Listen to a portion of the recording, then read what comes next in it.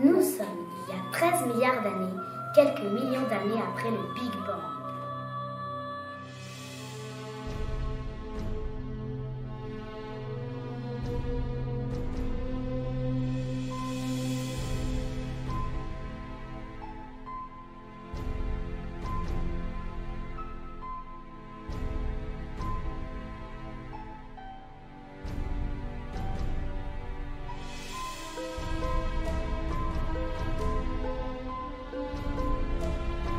Originelle qui constitue alors l'univers, d'immenses nuages d'hydrogène et d'hélium s'effondrent en tournant sur eux-mêmes autour du noyau galactique.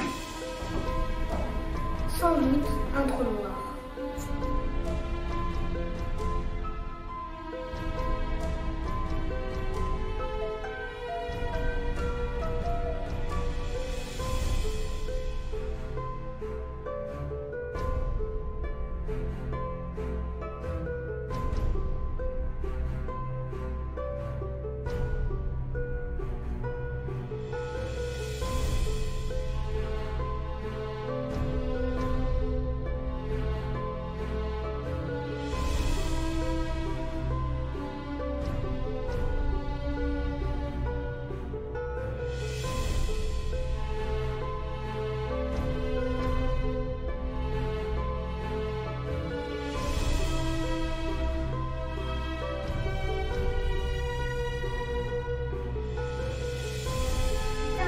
Des milliards de galaxies, dont la nôtre. La Voie lactée!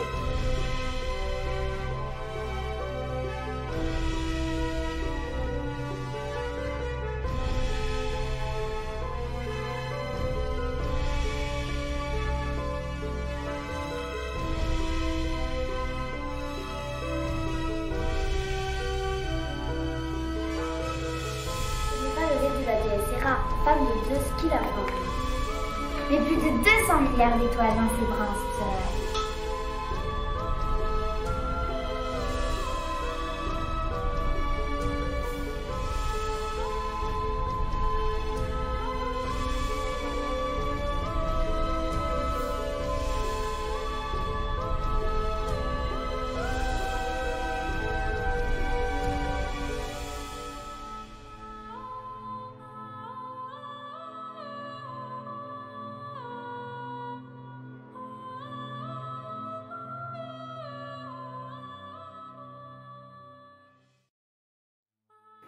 Là, dans les bras d'Orion, voici notre étoile, apparue il y a 4,5 milliards d'années.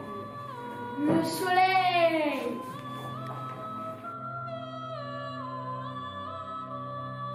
Une naine jaune et trillante. Une boule de plasma d'1,5 million de kilomètres de diamètre. Dans son noyau chauffé à 15 millions de degrés, des fusions nucléaires transforment son hydrogène en hélium. Ça libère une énergie énorme, gigantesque, extraordinaire.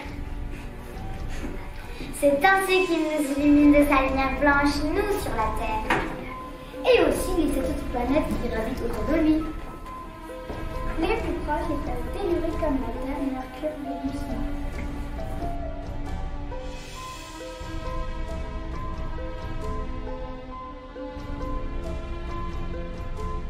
Les plus grosses, les géants gazeuses, Jupiter et Saturne.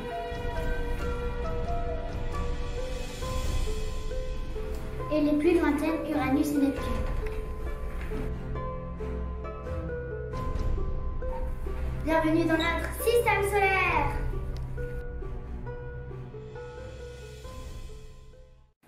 Galilée, en 1610, a été le premier à l'observer de plus près avec sa lunette astronomique. Mais non, la Terre n'est pas plate et nous ne sommes pas le centre de l'univers. Je sais que je suis un vieux schnob, mais je n'ai pas oublié mes recherches de 1610.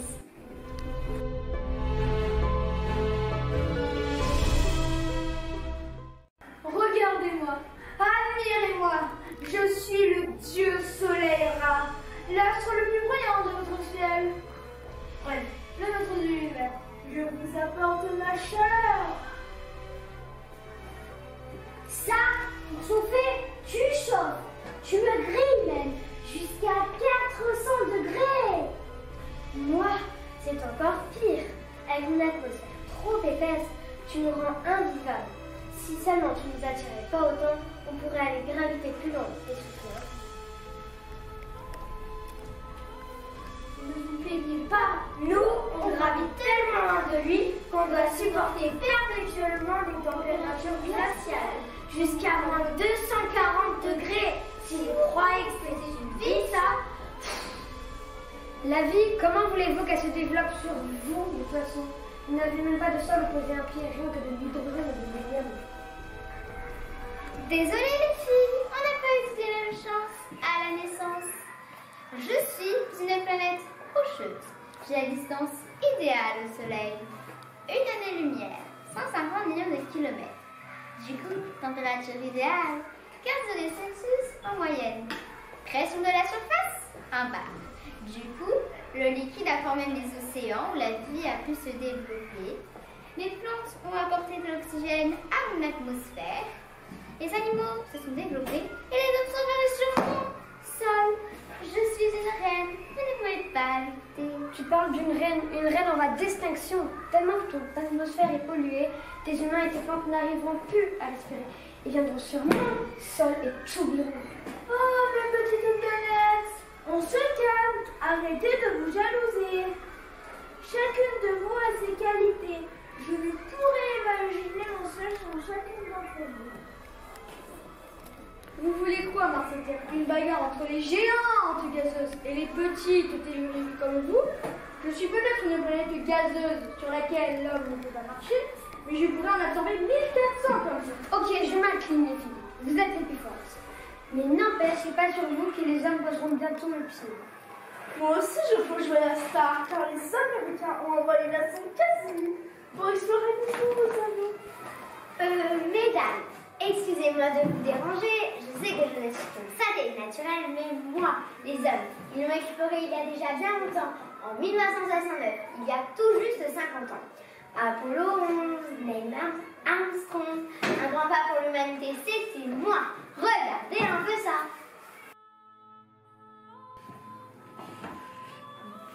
This is one small step for a man, one giant leap for mankind. C'est un petit pas pour l'homme et un grand pas pour l'humanité.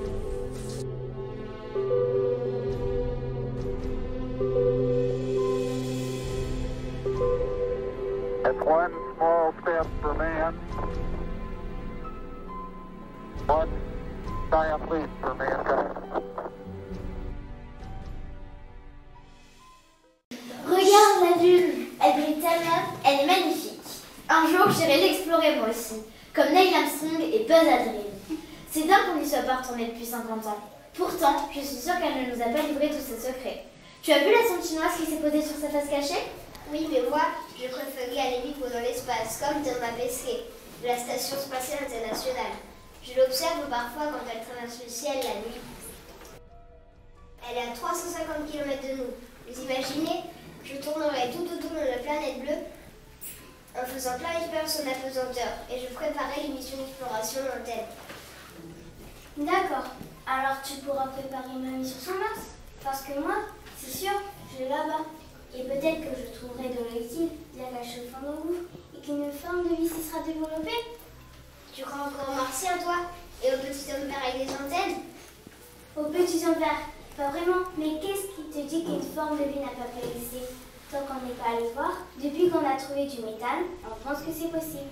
Tu oublies un détail, il n'y a pas d'air dans l'atmosphère de Mars, si on peut appeler ça une atmosphère. Je crois qu'il y a 200 fois moins de pression que sur la Terre. On doit pouvoir voler, trop cool. C'est vrai, mais elle est surtout formée de CO2, le méchant gaz à effet de serre qui réchauffe notre planète. Nous, on ne pourra pas se passer d'un scaphandre pressurisé, mais tu verras, un jour j'irai l'explorer, j'installerai une colonie. Peut-être que grâce à mes expériences, on comprendra comment créer de la vie. Alors il suffira juste de trouver de l'eau liquide et hop, une forme de vie se sera développée ailleurs. Et si ce n'est pas sur Mars, ce sera sur une des lunes de Jupiter, ou de Saturne, ou encore plus loin, dans l'alpha du Centaure.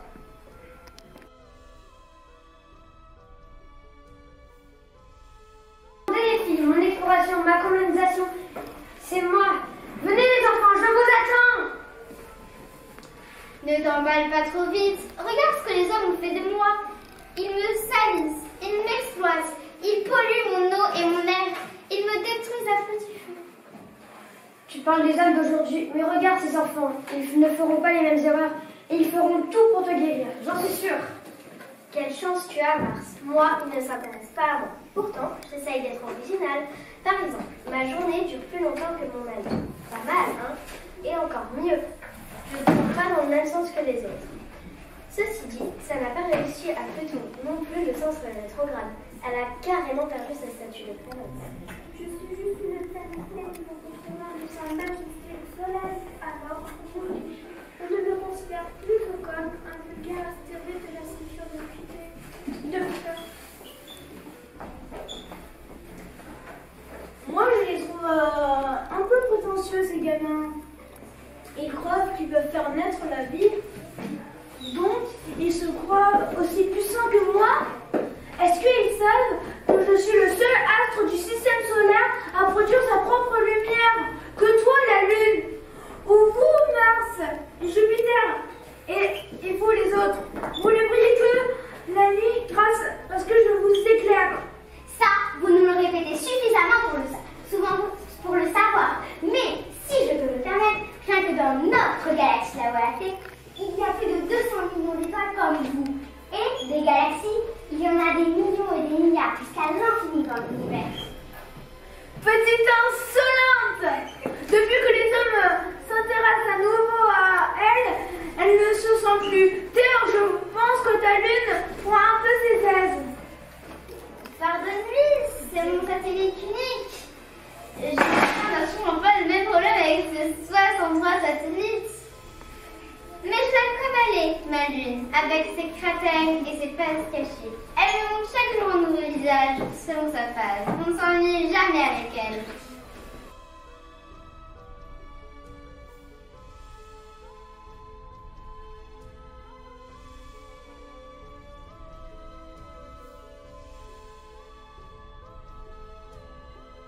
Dernier quartier, demain ce sera la nouvelle lune, nuit noire les gars. La meilleure nuit pour observer les étoiles, pour pouvoir sortir les télescopes. Regardez, j'ai fini ma maquette du Soyouz. C'est quelle Soyouz? La dernière version. La seule pour aller sur l'ISS après la remontée des années spatiales américaines. Dis donc, heureusement que tu as une grande chambre pour stocker tous tes vaisseaux. Tu as le vaisseau du premier vol habité? Le Vostok de Yuri Gagarin, bien sûr, le voilà. En 1961, ma amie était pas née. Et j'ai encore plus ancien, le Sputnik de Laika. En 1957, le premier être vivant à être mis en orbite autour de la Terre. Ah oui, la chienne russe, la pauvre, elle a été sacrifiée. Et tu sais pourquoi Laika est morte? Moi je le sais, elle a mangé trop de croquettes de poisson. N'importe quoi, j'ai lu qu'on lui avait donné un poison pour qu'elle ne souffre pas de la chaleur de son entrée dans l'atmosphère. Mais grâce à elle, on a su qu'un être vivant pouvait survivre en apesanteur. Et tous ces héros-là sont russes. Mais les Américains se sont bien rattrapés avec le programme Apollo et même après leur navette spatiale, le seul véhicule qui pouvait revenir sur Terre, attaque s'est posé comme un avion. Regardez mes 5 fusées Ariane, 45 ans de fusées européennes. Elles sont classe, non? C'est les meilleures pour envoyer des satellites. C'est clair. Ah, tu les as gardés, les vaisseaux du futur qu'on avait dessinés, ceux qui nous emmèneront vivre nos rêves, visiter notre système solaire chacune de ces Tout appartient, tout est possible. Lune, Mars et les